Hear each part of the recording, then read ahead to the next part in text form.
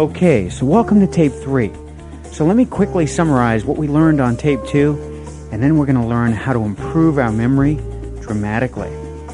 Would you like that? I hope the answer is yes, because you're going to learn how to just turn on your brain power fast and easy in a fun way. So on tape 2, we learned the power of overwhelm and turning the book upside down. We learned how to get ourselves in state and how to get centered, and the power of getting centered. We learned the biggest block to learning is judgment. Let go of the judgment and go into pure acceptance. Magical things happen. Talked about the critic and the performer. Two types of people in this world. Those who talk about it and those who do it. The critics and the performers. We overwhelmed ourselves in a crazy way in turning the book upside down with one eye open. Then turning the book right side up with both eyes open became really easy. You did it a second time, and a third. We learned the power of programming ourselves and focusing on what we're doing right. The power of breath and developing a quiet mind. On how to get your imagination into a book and focusing up, literally magnetizing your body, getting totally absorbed into the book. Now, we're going to do that several times. So whether you did it real well on tape 2, or whether you could use some practice, either way, you're sitting fine. 3 keys to learning is belief, conditioning, and strategy. So what we're going to do in just a few moments is show you how to condition your brain in a whole new way to read. On tape 2, we learned the power of visualization or guided imagery, essentially showing our brain a movie of what it is we want it to do before we do it. Extremely powerful tool that Olympic athletes and astronauts use in a variety of ways. We also used quite a bit of music, a variety of music, as music stimulates the emotions. Now, I promised you that we're going to learn a way to improve our memory. I want you to think about the most dramatic memories you have in your life. And I'm going to bet that they're the most dramatic memories because they are some of the most emotional memories you have in your life. Memory and emotion are tied together. Those dramatic memories, you didn't take notes. Remember that. Think about the most favorite movies you've ever been to. I hope you didn't take notes in those. But the fact of the matter is you still remember them. A, because they were visual. But B, because there was emotion there. There was feeling. There was identification with what was happening. It was dramatic. Well, let's think about times early on in school. Which do you remember better? Recess or literature class? Well, if you like 99% of the people I've ever talked to, most people remember recess far better. In recess, did you use the physical level? Of course. Did you use the emotional? Oh, hopefully, yeah. Did the mental? Right, you played games and did things? Sure. Did you use the spiritual level? Sharing with friends, working with teammates. Of course, all 4 levels. Things flow naturally, remember naturally. In class, did you use the physical level? Well, typically no. The emotional level? No, they're illegal in class, right? Can't use those. Not allowed to cry, not allowed to laugh, not allowed to giggle, for the most part. Mental level, of course. Spiritual level? No, you can't talk about that either. So you're not using all 4 levels. Energy doesn't flow. Your memory doesn't work near as well as it can. So, what we're going to do now is integrate our entire body into what we're doing. The problem with, I think, the way most of us learn to read is you learn to do it sitting down. Most people don't want to sit down for a few hours. Even though they might like the book, their back or their body will start hurting.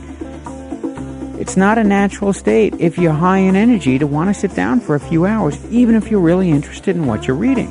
The brain wants to do something more active, and it'll constantly go off and daydream into different things because the reading is too slow.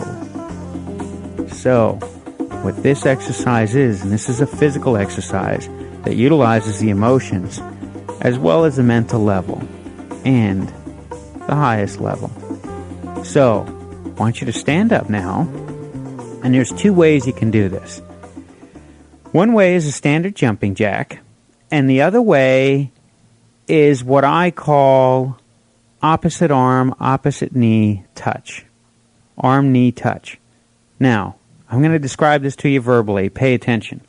If you want to do a jumping jack, that's fine. We're going to do this for 3 or 4 minutes. Most times, most of us can't do jumping jacks for 3 or 4 minutes without getting exhausted. So if you're in shape and you're able to do those jumping jacks, then fine, do those. If you want to do jumping jacks for the first 15 or 20 seconds or however long you think you can go, that's okay too. The power of this is as follows. We have a right and left side of our brain. The left side of the brain is where we learn to read. The left side of the brain does everything logically and sequentially. The right side of the brain is where comprehension takes place. The right side of the brain is where your long-term memory is. The right side of the brain is where your imagination is. Yet we were taught to read on the left side of the brain because the left side of the brain is where language comes from, and we were taught to read by essentially learning to talk, by just speaking the words. So we got to turn on both sides of the brain. Now, what we also know is that the left side of the brain has a lot more influence on the right side of the body and vice versa. So we want to integrate both sides of the body. That's why a jumping jack, where you have to move both sides of the body at once, is very powerful. Now, we're going to combine this with visualization, meaning this. While you're doing this jumping jack, you're going to do it with your eyes closed, imagining pages flying into your face. Yes. So doing visualization while your body's active and emotional. The reason for this is simple.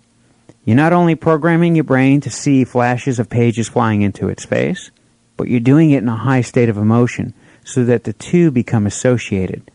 So that reading and energy become associated and you can read and condition with a lot more energy. So, this second alternative, on the video we show this on tape 2, but I think you'll probably be able to understand me here if I simply say that if you stand up and with your right hand you lift up your left leg and touch your knee with your right hand, and then you put the left leg down, your right hand up, and then you touch your right knee with your left hand. And so you go from opposite leg to opposite knee with your eyes closed. Or even if you want to be stylish, you can go from your elbow to your knee, lifting up your leg high. Now, because you're doing this with your eyes closed, you got to be careful. Make sure there are no alligators around or broken glass or anything dangerous that could harm you. You have to be responsible here for your surrounding environment. And it's natural to move around a bit while you're doing this. So give yourself some space. In a moment, we're going to play music. And you're going to imagine these pages flying into your face. And you're either going to be doing jumping jacks or lifting one leg up high and touching it with your opposite hand, and then the other leg touching it with your opposite hand. And by the way, if you want to do this behind your back or any other way, feel free. Do it with intensity, with energy. That's the key. Now, on this visualizing these pages, imagine as if you're watching TV and the pages were flying out of the TV right into your face. Imagine what that would be like. Well, that's what we want to imagine here. Now, what we also know is color stimulates memory. So, on these pages, I want you to imagine different color ink. I'll call out the colors at first. Red, green, blue, orange, and so forth, going right through the colors of the rainbow. Then I'll give you the option of choosing your own color. We'll do 2 pages at a time and 4 pages at a time. Everything is possible in your imagination. You know, before we start, I'll share with you a story. When I was teaching in Sydney, Australia, there was this gentleman who didn't get near the effect on this exercise that the rest of the class did. I asked him afterwards, I said, well, sir, what were you seeing when you were seeing the pages flying into your face? He says, well, I was seeing blank pages. Remember, what the mind can conceive and believe, it does achieve. And the fact that he didn't believe it, his brain couldn't conceive the pages with ink. You want to conceive, visualize these pages, seeing the print on the page and seeing it change colors. Now, the pages aren't really there. No, you don't have a machine in front of you. This is where you have to use your imagination. Don't try, just let it flow and allow yourself to go with it. We're going to play the music. So, if you're not ready, stop the tape until you are. Take your space. Ready? On your mark, get set, and begin. And see red ink on the page.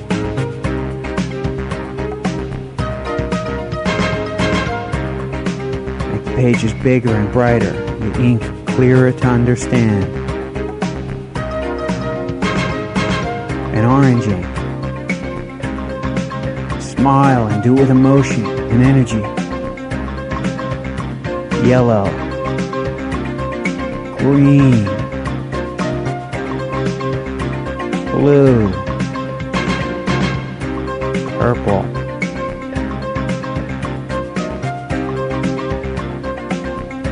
Now put all the colors together and see black ink on a white page.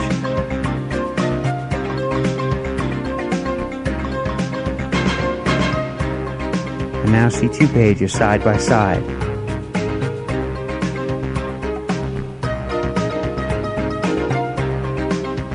And now let's go through the colors again. Red. Red ink on both pages. And orange. Yellow. Green. Blue. Purple. Now make them any colors you want.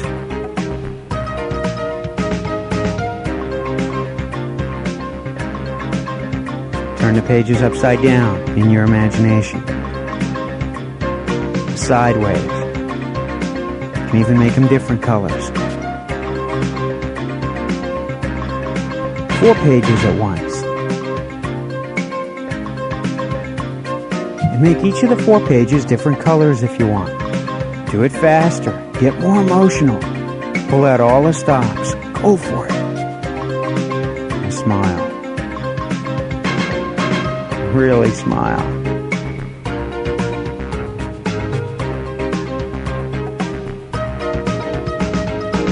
Programming your brain that reading should be fun.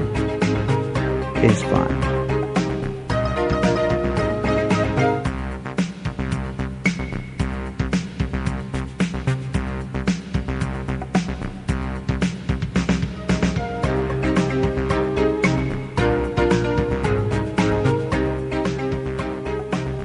Okay, now stop and congratulate yourself. Or if you don't feel comfortable with that, I'll congratulate you for you. Now, take a book. This exercise is one of my favorite. What we're going to do, just like yesterday, is take a book and turn the pages as fast as we can while the book is upside down with one eye open. Then, when I say switch, you'll turn the book right side up with both eyes open, still going as fast as you can. I'll say switch again, you'll go upside down with one eye open. When I say switch again, right side up, you just do it accordingly. The key is to go as fast as you can. Now, at times I will interject and say write down as much as you can. So have some blank paper and a pen there and just ready to go for it. And by now you know, no judgment, just go for it, because it's the effort of remembering that builds your memory, and not necessarily just how much you can remember. The key is to do it with a clear mind, spontaneously, trusting your intuition. You don't remember when you try to remember. You remember when you just allow yourself to flow and let go. So, that's the key here. Then, I might interject with other instructions. Listen closely. So you ready? Take a book, tilt it towards you, upside down, start in the back, turn the pages left to right with that right index finger. Your mark, get set, and go.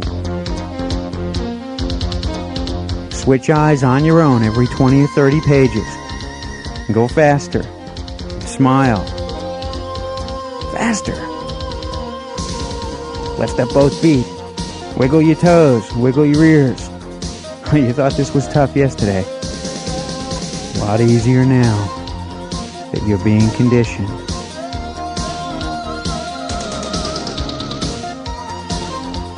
Put your feet down, stop wiggling your toes.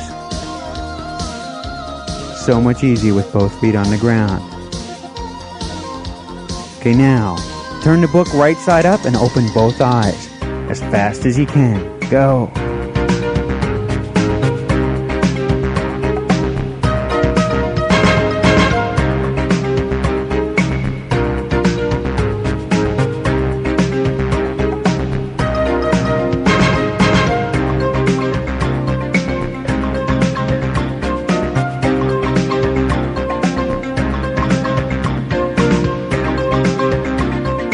Turn it upside down again, one eye open.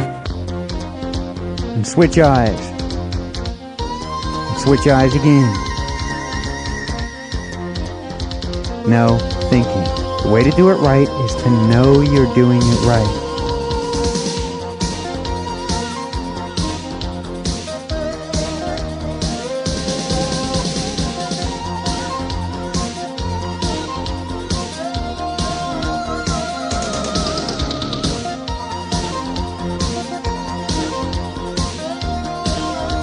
Right side up, both eyes open.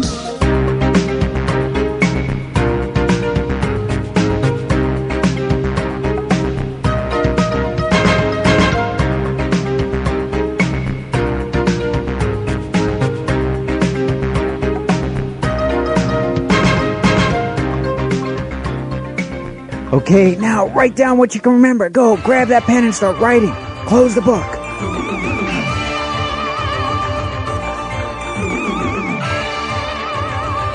Spontaneously, whatever comes to you.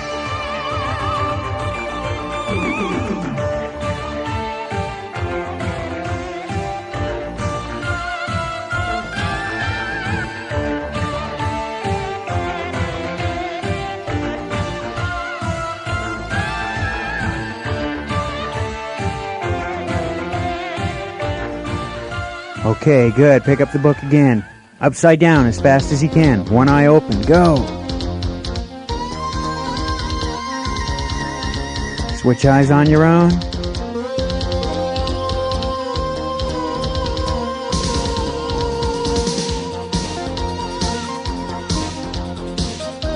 Right side up. Both eyes wide open.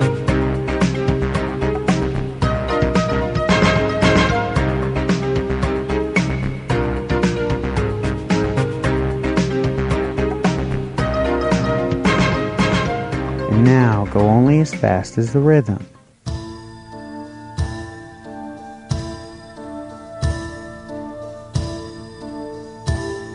No thinking. If you find yourself thinking, just go faster. Eyes wide open. Focusing from behind your head now.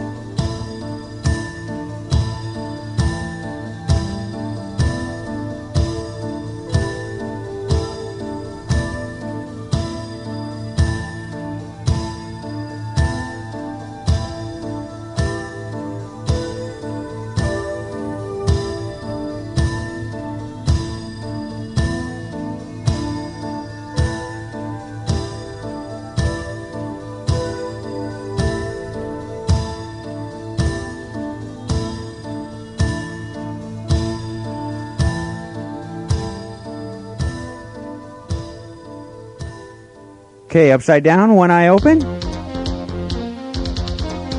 As fast as you can.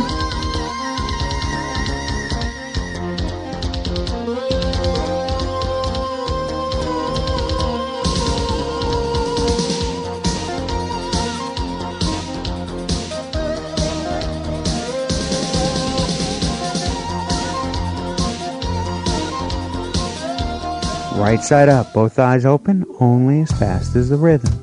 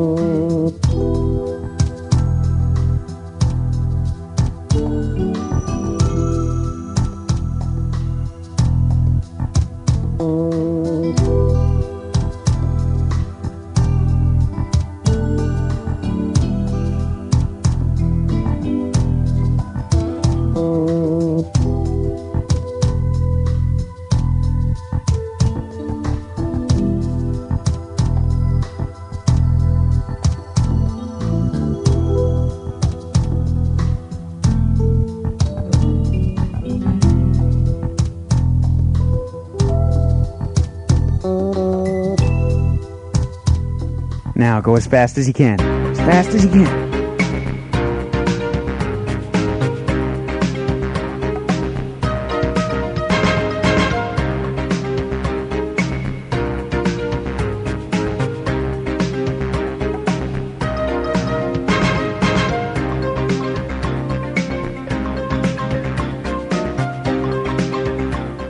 And only as fast as the rhythm.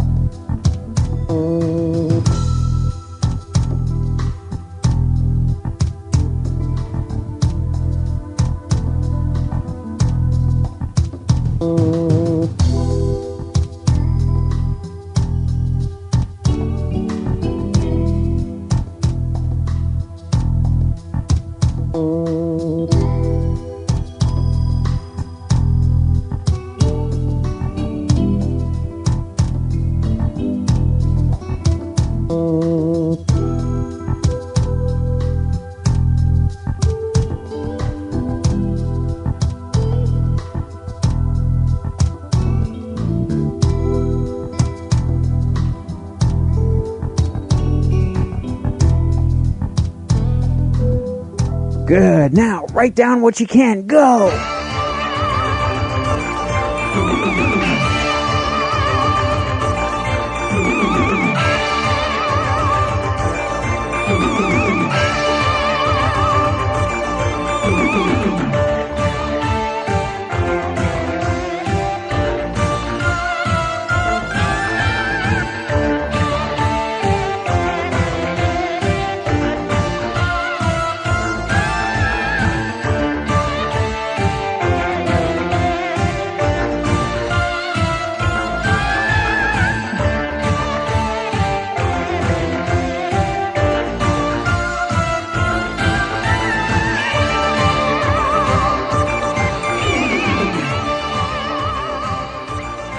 Okay, good.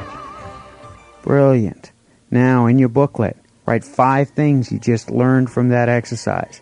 5 things you learned, 5 things you did well. 10 things in total.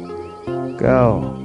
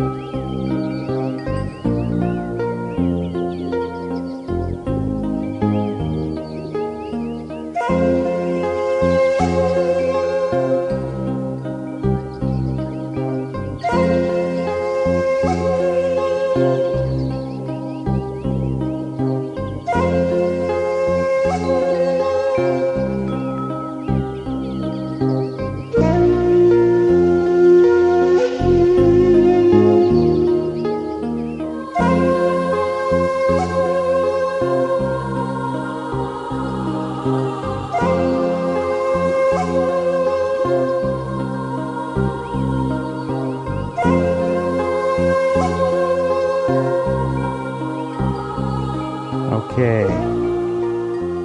Stop. Now, did you notice, both there and in some of the previous exercises, that as you go to write down, that you start forgetting what you're reading as you're writing down? All that means is that the way you were taught to write is not compatible with how your brain thinks. Let's talk about memory for a moment here. You ever notice how your mind bounces all over the place, from one thing to another to another? You know, my mother, she's in her 60s now. She says, Eddie, I can't concentrate. My mind is just bouncing all over the place. I said, Mom, that's because over the years you've built up an incredible amount of wisdom. All these supercomputers are strong, and now they have nothing to do. So they constantly are talking to themselves and daydreaming, watching movies. I said, you got to give them something to do, otherwise that'll naturally occur. Well, this is what happens with us, is our brain, when it goes to remember, first off, our brain remembers what's emotional first. Second off, what our memory really is our imagination and our emotions tied together. And so what we imagine, and imagine it with emotion, just like in a movie, boom, automatically in your memory. It can stay there forever if it's strong enough. Well, what this all means is that when you go to write down the way you typically write, with sentence structure and grammar and spelling, what it does is it forces your brain into a series of rules. So for example, if you're reading a story, let's take a story most people are familiar with, Little Red Riding Hood. You're thinking about the big bad wolf and Grandma and Little Red Riding Hood and walking through the forest and all these things, and yet when you go to write it down, you're forced into writing it down in grammar. Little Red Riding Hood, Little, and so forth. And it forces your brain to go so slow, yet your brain naturally goes fast, but you can only write so fast. What it also does is this. It constrains your brain. Two things constrain the brain. One is fear. The other is rules. So when you force your brain into a set of rules that say spelling and grammar and sentence structure, it constrains it. It's not able to remember near as well. And when you're not even thinking about anything, you naturally remember lots. Things pop around in your brain and things just come to you without trying, because you have no fear and no rules. Most people, when they read, or if you talk about reading fast, they're afraid of missing something. You don't know anyone like that personally, do you? Think about it. Most of the time, what you fear most is what you get. The opposite of fear is desire. Change that fear to desire to understand, and you do understand. If you're missing something, it causes you to be hesitant and constrained. Well, when it comes to memory, let go of the rules, let go of the fear, and your memory works better. So now, what we're going to do is something called mind mapping. Now, mind mapping was originally invented by a British brain researcher named Tony Buzan. What he did was he studied various geniuses' notebooks, Einstein, Isaac Newton, Leonardo da Vinci, among others. He found there was a commonality to the way they took notes. Well, their notebooks, by most people's standards, look kind of messy. The fact of the matter is, they didn't constrain themselves with rules about how to keep notes. The brain works fast. We want to take notes fast. So if you could just follow along with me, if we were doing a mind map on Little Red Riding Hood, first off, we wouldn't have to write down everything that happened. In fact, just as I mentioned before, I mentioned Little Red Riding Hood, the forest, Grandma, and the wolf, the three main characters, and the setting. Well, that's all you need to know to kind of reconstruct the story, isn't it? So your brain only needs a few words in order to reconstruct what it created.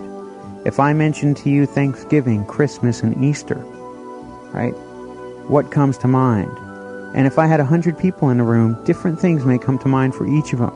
The fact of the matter is, just a few words and your brain automatically starts making connections.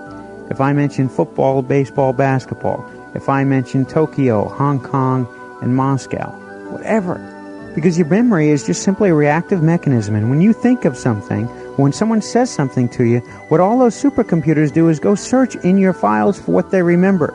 So whether it was Christmas and Easter, or Tokyo and Hong Kong, or basketball, baseball, or football, things come to mind, pictures, images. And what those images are come obviously from your imagination, where they were connected with emotion. Isn't that true? Think about it. So what we want to do is empower our memory and write in a way that our brain is familiar with. So here's the keys to mind mapping. First off, you want to do it fast because your brain does it fast. In fact, there are two parts to our memory, the conscious part and the unconscious part. The conscious part of our memory can remember about 7 things for about 20 to 30 seconds. This is often recalled to a short-term memory. Then there's the unconscious part of our memory. This is where everything we've ever done in life is recorded. Think about it. If I showed you a picture of when you were in kindergarten or first grade, and a picture you'd never seen before, of you playing at recess, you'd look at the picture, you'd see yourself with all your friends, chances are you'd remember their names, you'd remember the games you were playing, you might even hear their voices. Remember the teacher and all the events that went on. Well, what happens is the picture triggers the memory from the unconscious. It basically shows it to all your supercomputers and they fetch out first thing that comes out from their files. The first thing is typically the thing that had the most emotion. So, what we want to do is we want to utilize this in a way that empowers our memory. When you read a book with 200 pages, each page could have 2 or 3 facts on it, ideas, items. That's 400 to 600 ideas or facts or items in the entire book. Your short-term memory or your conscious memory can only remember 7 of them for 20 or 30 seconds. That's why when we write, after about 20 or 30 seconds, you might find that your memory starts fading down. There's nothing wrong with that. That just means you're normal. Do you know that I know some people that after 20 or 30 seconds, they tell themselves they can't remember? Isn't that amazing? You don't know anyone like that personally, do you? So, what we have to do is we have to trigger the ideas out of the unconscious, just like the picture triggered the memory out of your unconscious in the school example I used. So in effect, mind mapping helps us do it very easily. Now, here's how we do mind mapping. First off, if we pick a subject, let's pick a subject, relatively neutral like geography. First key to mind mapping is to abbreviate. You don't want to get tied down into the rules of spelling and grammar. So even though I say geography and that's the main subject, and do this on your paper, you might want to write just geo, G-E-O, geography. Then, when you write that geo, which if it came from your mind, you will remember your abbreviation, then you add 2 open lines. Why do we add 2 open lines? To expand your memory, to tell your supercomputers there's more to it. The first thing that comes to my mind when I think of geography is I start thinking of all the nations. I'll start with Japan, then Russia, and then I just go around the world. Japan, Russia, France. It happens spontaneously. You might think of other countries. Something else might come to you. There's no right or wrong here. The question is whatever your brain bounces to. Because I live in California and I go around, the next closest country, if I go on that side of the world, is Japan for me. You might live in Kansas and you might think of Iowa or Missouri first. There's no right or wrong. So, the third step in mind mapping, and remember what the first one was, do it fast. The second is abbreviate wherever possible. The third is 2 open lines. And the fourth is associate, meaning if I talk about Japan and then Tokyo and then cars and then trade disputes, whatever comes to mind, no right or wrong here.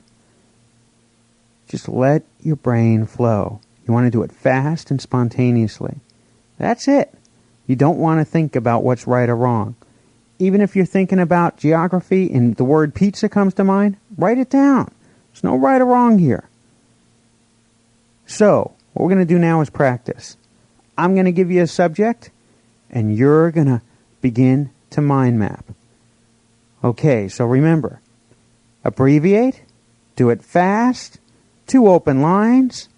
Ready? First subject is juice. Go. Mind map juice. What comes to mind first? 2 open lines. Don't think. Whatever your brain bounces to, just write it down. Do it fast.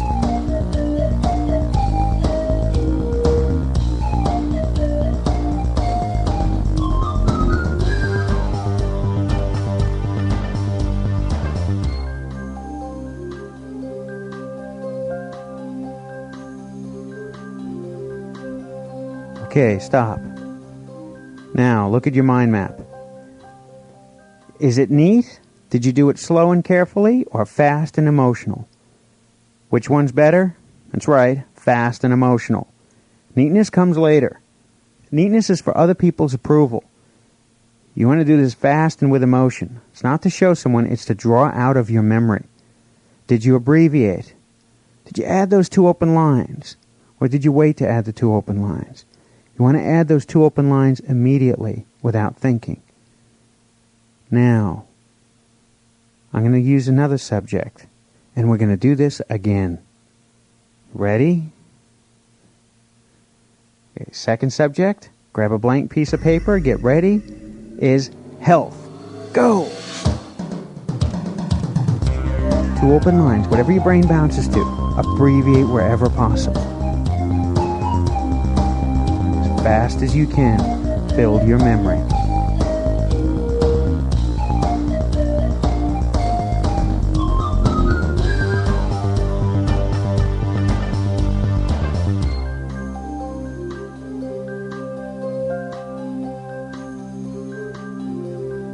Okay, did you do better? Well, hopefully the answer is yes. You might want to go back and listen to that again. We also showed some demonstrations on the video. I don't recommend you go to the video and interrupt this process, but that's there for you. So now, we're going to go through the entire sequence, the entire strategy. But first off, when you turn over the tape, we're going to show you why most people don't comprehend near as well as they can. So when you're ready, turn over the tape.